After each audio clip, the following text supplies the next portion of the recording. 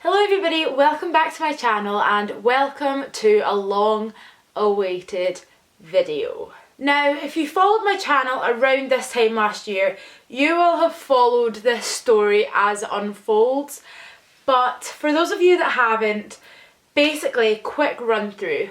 Around this time last year, I finished my first year of university. I was living in Unite Halls and I decided that I wanted to move out into a flat. I moved out into that flat, I think our lease began around July time, moved in kind of the end of August, and by October I was back living in student halls.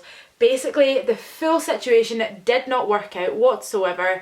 It is a horrible, horrible experience, but one that I'm here to tell you today. I've had so many messages from people asking what had happened, if it's something that I'd be able to go into more detail about, and until now really I just didn't feel comfortable. Firstly, because the situation was still unfolding and I wanted to make sure that when I spoke about it there was going to be nothing more to come of it. Another reason I will get a little bit more into is I actually moved in with someone that I'd known for like over 8 years. And because of that, we had a really close group of friends back home, and I didn't want to tell this story and come across as I was bitching, because I didn't want it to ruin those friendships, but those friendships are now well and truly gone. So yeah, that's another story time that is not coming into today. That would take another 40 minutes to explain. But yeah, today I'm telling you guys this story, so let's get into it. Basically, I think the best place to start is a little bit of background. As I said, we were friends before university. We met at school. Both moved up to Aberdeen for uni. I went to Aberdeen, she went to RGU, and that is all I'm really going to say in terms of background at the moment. So fast forward to about February time last year is when we started looking for a flat, and initially it was going to be me, my flatmate and 2 other friends, and I was actually really looking forward to finding a flat and moving in with these 3 girls because it was something new and exciting, and we were going to be a group of friends moving out for the first time. I knew in my head, like before it even become a thing, that I didn't want to live with my flatmate alone because I know what she's like. I've grown up with her basically, and I didn't think it would be good for us to be in a situation that we were expected to be more than just friends. So when we decided that we'd look as a 4, I thought, do you know what, that's great, because that means I'm still living with my friend, but I'm also living with 2 other friends, so it kind of dilutes everyone's personalities a bit. You're not expected to just be the 2 of you together. So we started looking for flats in Aberdeen around February time, but we soon came to realise that finding a 4-bed flat in Aberdeen is extremely difficult. For some reason there's plenty 1, 2, 3 and 5 beds, but just no 4 beds. Luckily I found one this year though that is like really nice, so that's not a problem anymore. But at the time there were no 4 beds to be seen, so we went and viewed a few that just weren't right, and then eventually it was suggested that we split into 2 and 2, and the kind of obvious division came with me and my flatmate because we were friends from school, and the other 2 girls because they were also friends from school as well. So at this point, this is when the first kind of oh no hit me. I always knew that I didn't want to live with her, just the 2 of us, because as I'd said, we'd grown up together, and it's really difficult going from a friend situation to a flatmate situation. Things are really different when you are flatmates and you become friends through that, but if you have this friendship that's built up by just having like great times together, going on holidays together, doing days out together, it's completely different to living with each other 24/7. So that was when the first kind of like oh god hit me. But I didn't want to say anything. If there's one thing about me, I'd say it's probably my worst quality, is that I don't like to say what I think in case I hurt other people. And 1, I didn't want to say I didn't want to move in with her because I didn't want to cause a situation between us. I didn't want to make it awkward. And 2, I didn't want to say anything because I felt as though if I had said something and it had caused friction between us, that would have affected our friendship group back home. So those were the 2 things that were running around my head, and I was like, do you know what, maybe it'll be fine. Positive mental attitude, it'll be fine. So we started looking for a 2-bed flat, and we eventually found one, signed the lease, got everything sorted and sent over, put down our deposit. And before we knew it, it was summer. So we came home for summer. I had a great time here, but it was also at this time that some major alarm bells started ringing. So basically, My flatmate and I have had not the best friendship throughout our like 8 years of knowing each other. Basically, when it's good, and when it's bad, it's horrible. It is absolutely horrible. She's the type of person that will get to know you, get to know and annoys you and pry on it, and it's really, really manipulative and horrible, and we'd had some absolutely horrible arguments in the past. She had said some absolutely atrocious things, not just about me, but about my family. She had done some absolutely stupid things in the past that had horrible consequences for my emotions and just for myself. And because of that, I was always a bit iffy. But it was in that time last summer that things went from emotional, mental, verbal abuse to physical. And those are things that I tried to bottle up and ignore again, but So the first kind of physical incident happened at my house.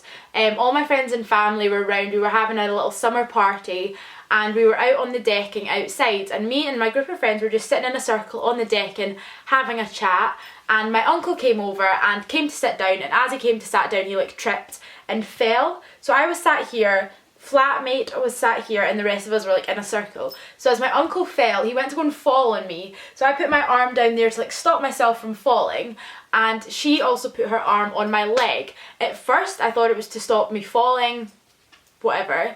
But then my uncle Stuart managed to get up and like get himself back together. I moved my hand back in, started continuing the conversation, but she never moved her hand off of my leg. But then she started digging her fingers into my leg, like her grip got tighter and tighter, and then she started just digging her nails in. And it's not just like normal like clip nails, it's like long, painful, like jaggy, sore nails. And I was sitting there, I was like, what is going on? And I didn't want to say anything because I didn't want to cause a scene in front of everyone else, and I kind of looked at her to see if she'd stop, and she didn't. And it was getting sorer and sorer to the point that I could feel like tears in my eyes. So I basically just like hit her hand away from me and I like ran to my room because I didn't want to cry in front of everyone, because it'd been a really nice day and I just didn't want to ruin it. So I ran up to my bedroom, took down my jeans, and there was 4 like nail marks in my leg, and there was blood running down my leg. Like, I kid you not, she'd managed to like break the skin underneath my jeans, and I was just like, oh my god. I was like, what was that all about? But I just got changed, I went back down, it was fine. I didn't say to anyone, I didn't even bring it up with her because I just couldn't be bothered. We'd had a really good day and I knew that it would result in some sort of shouting match or bitchiness or something or the other. And I managed to hide it for a few days until we had like a really hot day, and I was wearing shorts, and by that time I'd kind of like not forgotten that it had happened, but it wasn't really playing on my mind. So then I walked outside and my mum was like, Holly, what is that on your leg? And that was the first time that it had been brought up, and I was like, oh yeah, so did that to me the other day. When we were sitting on the deck, and she was like, oh my god, she was like, that is not right. I had like the lines from where her nails had gone into my leg, and then like this one big like massive like moon-shaped bruise around it. And she was like, Holly, that's not okay. And my mum knows what our friendship had been like in the past, and that made my mum feel really, really uncomfortable. And she was like, Holly, I don't want you to live with her anymore next year. And I was like, Mum, but I can't say anything. I was like, I can't say anything because it's going to cause a problem. And I was also meant to be going on holiday with her later in the summer. So I was like, I can't say anything because we've got this holiday booked, blah, blah, blah, blah, blah, blah. And basically just tried to brush it off. And then incident number 2 happens on said holiday, where the 2 of us were in London. We went out for dinner and had some cocktails, and then ended up going to another bar, and we were going to stop off at this bar on the way to the tube station to get back to our hotel. So we were sitting there, we ended up meeting these people that we got on with really well. So we were just having a chat. There was like a boy and a girl who were like best friends, and we were just having a little chat with them about us being down in London on holiday, and they lived there, and it was really, really nice. And we ended up sitting there for about an hour. So obviously like drinks were flowing, and that's a common theme. Anything like ridiculous happens, drink is always involved, and that might not be a big thing in the grand scheme of things, but as students, drink is involved quite a lot, and that's one thing that made me feel quite uncomfortable, knowing that any time that there was a drink involved, I could be at risk in my own flat. But going back to London, we sat there having our chat, and then we went to go and stand outside for a bit, and across the street there was this group of guys. And when I say it's a group of guys, I don't mean like a group of teenage guys. This was a group of about 6 40 to 50-year-old, big, tall, like built guys. So we were sitting chatting, and then next minute, Flatmate goes, "Oh, I want to go over and talk to them." And I was like, I don't think that's a good idea. And she's like, "No, I want to go over and talk to them." I was like, "Listen, you've had some drinks, that's a massive group of massive guys, and to be honest, you're in no state to go and talk to them. Like, I don't feel comfortable coming with you, and I don't want you to go over by yourself." It was in no way a like dominant, manipulative, like, "you're not going, I want you to stay here" thing. I was just trying to look out for her, like as any good friend will do. I don't want her going over and getting like kidnapped or something. So she turned around and she went, stared me in the face, and I can still remember exactly what she said. She was like, "You're a and you can't tell me what to do. If I want to talk to someone, I will, and there's nothing that you can do to stop me."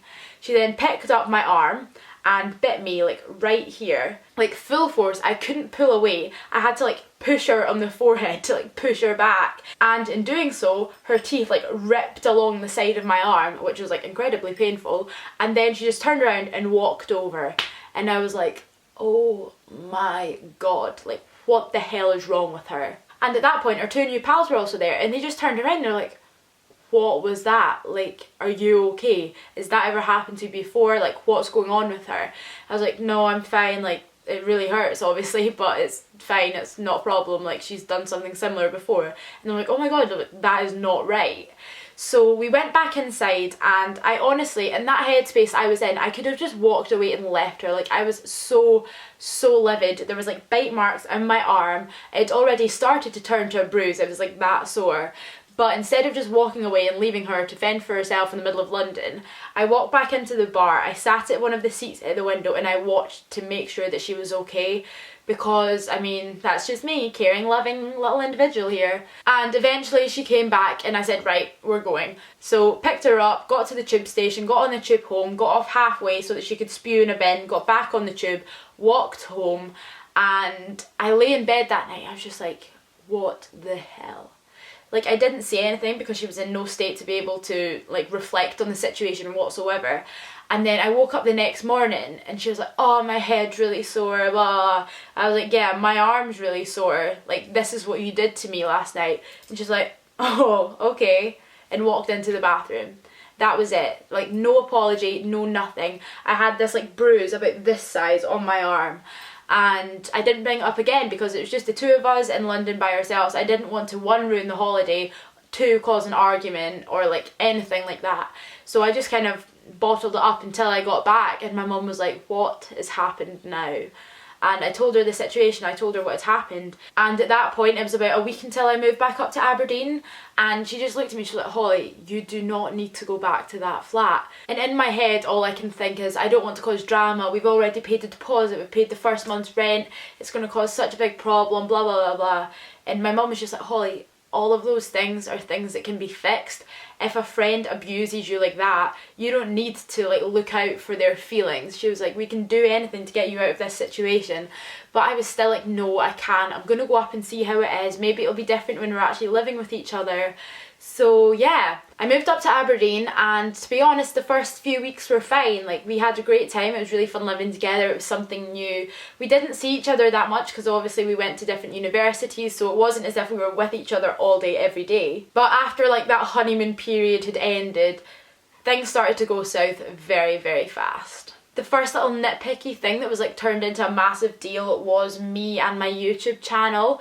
I was constantly getting shouted at for using the Wi-Fi to upload my videos, even though I pay for half of the Wi-Fi. And to be honest, I tried really hard. Like, I would film my videos when she wasn't in, I would upload them when she wasn't in so that I wasn't using up any Wi-Fi and making hers run slower. Like, I was constantly trying to just do everything with the least possible effect on her whatsoever. But instead of that just being like a small little thing, it got turned into this massive big hurrah about how it's not fair that I'm using the Wi-Fi to upload her videos when she needs to find pictures online to use in her blog posts and stuff. So that was like the first thing that I was just like, come on, this does not need to be a big deal. And the second little nitpicky thing happened after I got back from my boyfriend's house. I was staying there one night, got back the next morning, and she was sitting on the sofa like an angry parent getting ready to sit me down and get me grounded or something. So I was like, "Oh, what's wrong? Are you okay?" And she was like, "I actually can't believe you." And from then on I got about a half an hour rant about how it wasn't fair that I was staying at my boyfriend's house a few nights a week, that I wouldn't come home straight after being at uni, that I might want to go to the pub every so often with my friends and, you know, just like socialise. And it was as if she was trying to control what I was doing. Like, I got in trouble when I was there because I would be like editing or uploading a video, and then when I wasn't there I was doing something wrong because I wasn't in my flat. And it was little things like that that just kept building up this more and more toxic environment, and that in itself made me want to stay away more. So it was this constant cycle of just not doing anything right, and it all kind of came to a head when our friends from home came up for a night out in Aberdeen. And we had been looking forward to this weekend for so long, because we obviously hadn't seen our friends for a while. They were going to come up and stay in our flat for the first time. So it all started off well. They arrived up, we had a great day, went out for lunch, did a little bit of shopping, and all the ish hit the fan when we went out. Yet again, drink is involved and somehow seems to flare up the angry nodes. So we went out, had a great night out, met some different friends out, we were introducing our home friends to our Aberdeen friends, and then we came to walk home and we went to McDonald's and then started the little trek home. And I am a pretty fast walker, as is one of my other friends. So me and her walked off together, and Flatmate and other friend stayed behind and just walked at their own pace. Bearing in mind alcohol was involved, so it was kind of like their own pace home. So we got back, we're sitting, eating our McDonald's, having a drink, taking our makeup off, things like that. And 5 minutes went past, Flatmate and other friend weren't back. 10 minutes went past, and I was like, this is weird, like, where have they gone? So we went and looked out the living room window, and then we saw our friend walking towards our flat alone, e.g. horrible Flatmate was nowhere to be seen. And I was like, wait, what is going on? So eventually she gets in the door, we watched to make sure that she got in the bottom door okay, and then she came into the flat crying because horrible Flatmate had left her to go and take some other girl back to her flat. Like, fair enough, if someone knew Aberdeen, then that would be fine. But she'd never been to her new flat, like she'd never walked back from a night out, and to leave her in the middle of Union Street by herself to find her own way home was horrible, and she wasn't happy, she was so upset. And I just thought that was like a really horrible thing to do. So we just talked over, everything was fine, we were back together, God knows where the horrible Flatmate is, she's away like dropping someone off somewhere. So we were just sitting chatting, and then I get a call from one of my other friends asking if I could go around and help her out. Boy troubles, you know, the usual after a night out. So she only stayed like down and across the block, so it was literally just like a 5-minute walk. So I said to the girls, I was like, are you okay just staying here? Like, I'm just gonna go and like check everything's okay. And like, yeah, it's fine. By that time they were in their pyjamas, they were like lying on the sofa with their blankets and their duvets and stuff. So I was like, right, cool, I'll be back in like 10-15 minutes. So I left, walked round, and I was with my other friend chatting things through, and then I started getting messages through from horrible Flatmate saying, where the are you? I can't believe you've done this. I don't have my key. Why are you not in? Nobody's letting me in. I'm ringing the buzzer. Nobody's getting there. And I was just like, right, okay, situation, here we go. And I said, right, I'm at blanks right now. I'll be there in like 10 minutes. We're just having a little chat. So clearly she'd given her key to our other friend to walk back by herself, and now didn't have a key to get into the flat. And from my best guess, the other two upstairs had fallen asleep, so they didn't hear the buzzer go. So I was like, right, I'll be there in 2 minutes. Like, it wasn't a cold day, it was like the end of September, so it was like nice weather, it was fine, it wasn't raining or snowing or anything. She had a jacket. I was like, I'll be there like as fast as I can, I just need to make sure that other friend is okay. Which didn't go down well. I then got an angry phone call about how I was being ridiculous and how I wasn't there and how I'm supposed to be her flatmate and blah blah blah blah blah. So eventually I finished things up with my friend and walk back to the flat, and I know it's just going to be one of those like drunken atmospheres. I was just like, I can't be bothered with this. So I was walking up, and it wasn't even a, oh hey, thanks for coming and letting me in. I gave my key to friend to get in the door. I literally was walking up, she turned to me and she said, what the f? So I just opened the door, walked in, walked upstairs, opened the door into her flat. We turned into the living room, and as I thought, both of our friends were asleep on the sofas. And then she turned around and she went, what the actual f? why have they done that? That's not fair. This is my flat and I couldn't get in because they'd gone to sleep. And I was just over it. I turned to her, I was like, listen, we've been on a good night out. Everyone's had a little bit too much to drink. That's probably why they're asleep and didn't hear you ring the doorbell. I was like, you've definitely had too much to drink for the fact that you've left your best friend in the middle of a city that she doesn't even know to take some stranger back to their own flat. I said the best thing to do right now is just to go and wash your face, get a glass of water and get some sleep. So I just walked away, went into the bathroom and I took off my makeup, went to my bed, and I was lying there on my phone when she comes bursting through the door and again starts shouting and swearing at me about how I'm the worst flatmate and she can't believe that I left her outside and that she's done nothing wrong and she was just trying to help out this girl. And again, I just sat there, I was like, listen, go to sleep. We've had too much to drink, everyone can talk about it in the morning. At which point she walks into my room, comes and sits one side of my bed, puts her hand down here, the other side, so that I physically cannot like get up out of my bed. She gets right into my face and starts shouting and swearing at me about how I'm the worst person and how I think I know everything and how I need to be taken down a block or two, all things like that.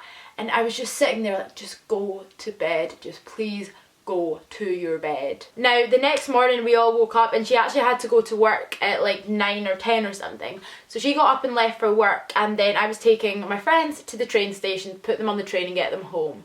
And it was at that point that they were like, oh, what happened last night? Like we fell asleep before you got back, is everything okay? And that's when I told them what happened and the absolute dressing down that I got about how I was the worst person in the world. And they were like, oh my god, that is not okay at all. Like, is that the first time that something like that has happened? And until that point, I'd never ever brought up the bite incident or the scratch incident. And at that point I was just like, do you know what, no, that's not the first time that that's happened. And I just told them about how when she wants to be a horrible, horrible person, that I'm the one that it gets taken out on. And as we sat over lunch, they said that they couldn't believe that I had to go through this stuff, that if anyone was going to put up with it, it would be me, and that I shouldn't need to put up with it, and it was a horrible thing for her to do. And it was at that moment that I realised that maybe my friends do understand, like maybe they understand that she is a difficult person to live with and that all of this stuff that I'm going through I shouldn't need to go through. And that got me thinking that maybe they would understand if I had to move out. Like if this all gets too much, then maybe they will understand that it's not me trying to cause a drama or anything, it's just me trying to like live the best time that I can at uni and not constantly be feeling as though I'm getting shouted at or that I'm doing something wrong, or live in the fear that she's going to come back from a night out one night and like do something to me. So that little chat really kind of made me feel like a lot more clear in my head. So they got on the train, went home, and that's when I started thinking like maybe my mum was right, maybe I don't need to sit through this and like live with it. So I then went back to my boyfriend's and we sat and talked it through, and he's always been in the same opinion as like my mum, like it is ridiculous that no person should need to go through it.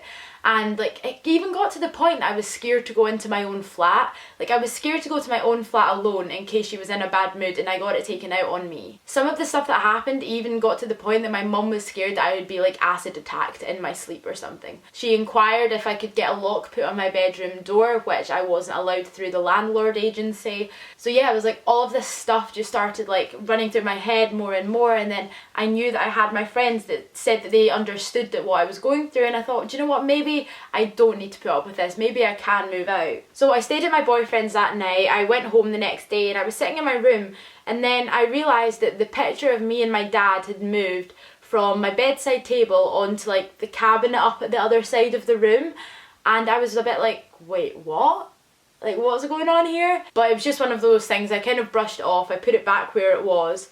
And then over the next few days to weeks, this happened more and more, and it turned out that my horrible, evil, disgusting flatmate was moving little bits of my room to different places just to like make the point that when I'm not there she can get into my room and she can do what she wants and I can't do anything to stop her. And that's something that really like, that's like shivers down the spine stuff. Like it's just so manipulative. Like she wanted to make a little point that she can do what she wants with my stuff when I'm not there, and that was kind of like the breaking point for me. I was like, this isn't right. And I was sitting one night and I had a thought that kind of changed things for me. I thought that if this was a boy doing this to me, he could get charged. This would be a completely different story if it was a boy being this manipulative and aggressive to a teenage girl.